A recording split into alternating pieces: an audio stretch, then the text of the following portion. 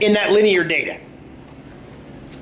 In the linear y values in particular. The x values go up by 1, go up by 1, go up by 1, go up by 1, go up by 1, go up, just like the exponentials did. Do you see a pattern in the y values? What is the pattern? Say it again. 2. They're going up by 2 each time. Now hopefully, I hope that makes sense. Up by 2, up by 2, up by 2, up by 2, and so forth, and so on and so forth. Why does that make sense? That the y values are going up by 2 while the x values are going up by 1.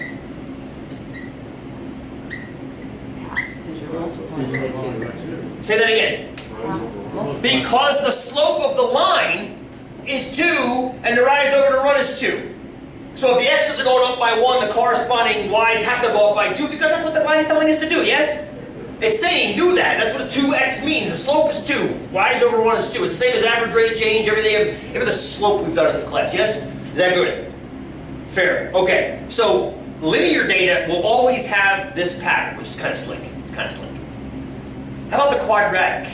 Can we apply a similar argument to the quadratics? This goes up by 1, this goes up by 1, this goes up by 1, this goes up by 1, and so forth and so on. Is there anything going on over there?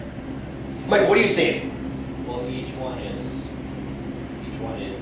the y is the square of the x. Well, absolutely. But is there any kind of a pattern in the y values? Besides, without looking at the x's, just look at the y values. Let's attack it using this, yes? So what happened from 4 to 1? It went down 3, right? Down 3. How about 1 to 0? It went down by 1. How about 0 to 1? Up by 1. How about 1 to 4? How about 4 to 9? How about 9 to 16? Odd numbers. They're odd numbers. Oh, they're odd numbers. It's kind of cool. 7, 5, 3. Would that continue? Look, next one will be 5, yes? Yes. 5 squared would be 25. 16 to 25 is plus 9. Next will be 36. 25 to 36 plus 11. Will it go backwards correctly? Let's go backwards. -2, -3 would be positive 9, yes? 9 to 4, that drops 5. So there's a pattern. Odd numbers. What is an odd number? What is an odd? And don't give me examples of them. What is an odd number? A number that's strange. Strange. What is an odd number? Prime number. Something that Some of them are. Not every odd number is prime though, like 25 and yeah, some of them are 9, 7, 5, 3, and then 9. What is it? Is it not doing a prime number? No. It's doing odd numbers. Like for example, 9's not prime. Right. Benji? If you divide by 2, it's not an integer. Boom. Well, be more specific. There's lots of numbers I can divide by 2 that aren't integers. For example, 2.1. Yeah, okay. Be more specific. It's an integer that if you divide by 2, it's not. It's an integer that if you divide by 2 is not. I like that. That's a good definition. That's a very good definition. Can I say it differently? It's one more than an even number. Oh, okay. It's fewer words to say it that way. That works too. I mean, yours works great. It's just mine's fewer words. So in other words, every odd number is one more than an even number. So 1 is one more than 0. 3 is one more than 2. 5 is one more than 4, and so forth and so on. And the reason I do it that way, Benji, is it's easier to represent mathematically too. Even numbers are written as 2 times n, and odd numbers are written as 2 times n plus 1. I mean, they just are. It's just always written that way. So, and you learned all kinds of cool things about even and odd numbers when you were teeny tiny. Like for example, if you add 2 odd numbers together, what kind of number do you always get? It's always even. Why?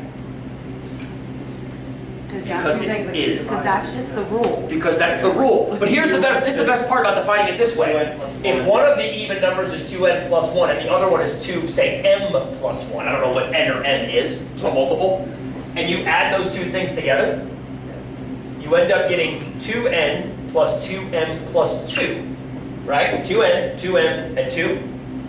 And if you factor 2 out, you get n plus m plus 1. whatever this is, it's multiplied by 2, which makes it even. So there's all kinds of neat stuff you can do. I say neat, you say that's a headache, stop talking about it, that's totally fine. But there's all kinds of neat things that you can do with odd and even numbers in that respect. And it has all kinds of neat things to do with like code breaking and cryptology and all that kind of stuff. But that's not what I'm interested in. What I'm interested in, I was looking at what's called the second difference in these numbers. Look at the second differences, friends. What's the difference between -3 and -1? Positive 2, yes? We went up 2. How about -1 and positive 1? Uh-huh. Uh-huh. Uh-huh. That's a direct consequence of them being odd numbers, yes?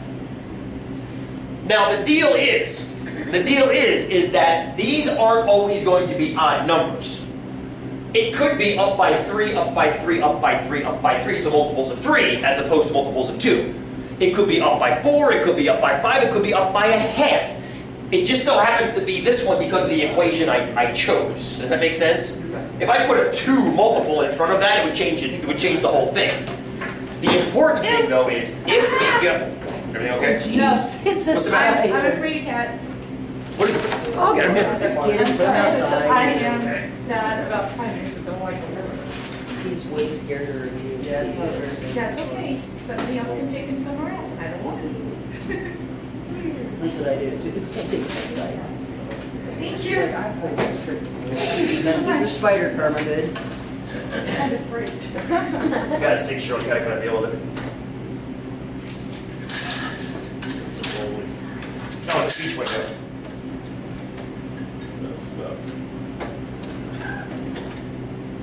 There you go, okay? We'll catch food. After smart rate gets down. So the point is that any quadratic is going to eventually, and when I say eventually, I mean in the second set of differences, even out to the same number. It might not be 2, it might be 3, it might be 4, it might be a half, it might be -1. It all depends on the particular quadratic. But a linear will get there in 1, and a quadratic will get there in 2. Trick question, how long will it take an exponential to get there? Say that again. It won't. Exponentials have a constant, but it's not a constant addition like this. What was it over there with the exponential? It was a constant. And what we do with that 0.5 die, you got it. What were we doing with that 0.5 each time? We were, I erased it unfortunately, I had to make room. How did we get from one term to the next? What did we do with the 1/2? We halved it, which means what operation were we using? Multiplication. 1/2 times 1/2 times 1/2. So here, the terms are different by addition, or subtraction, depending on what the characteristic of the line is. But with exponentials, they're due to multiplication. That's the big difference between the behavior of exponential data and the behavior of these kinds of polynomial data. Does that kind of make sense? Yes. That's the underlying thing. So what I want to do next is I want to look at one more. So please, Micah, So you could go say ahead. that the exponential is multiplied, or it's the exponent plus 1.